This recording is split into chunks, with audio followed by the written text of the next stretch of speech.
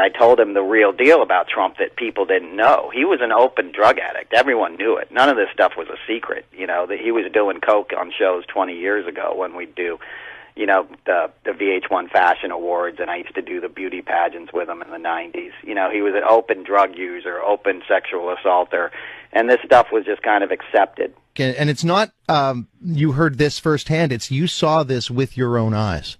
Absolutely. That's when most of the drug use occurred on The Apprentice, when he had to read cue cards.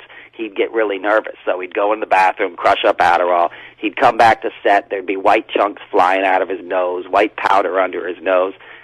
He's doing the same thing as a candidate and as a president. You know, it gives him a feeling of being in control.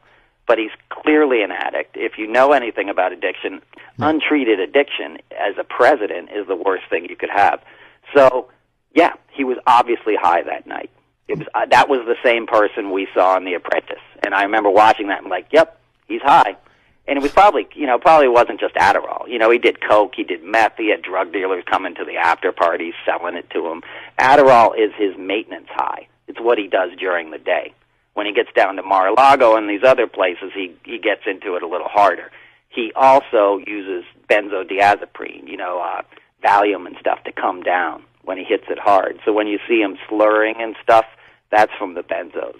And, you know, the things I saw, he didn't even hide. So many other people saw this stuff. But imagine what the people are seeing right now in the White House.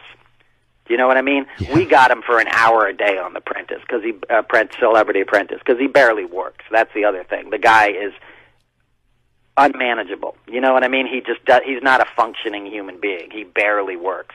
9 times out of 10, we'd have to cancel that day's taping because he wouldn't show up at the last minute. So imagine the dysfunction and the insanity these people are witnessing at the White House, the GOP leaders that, as you said, are enabling him.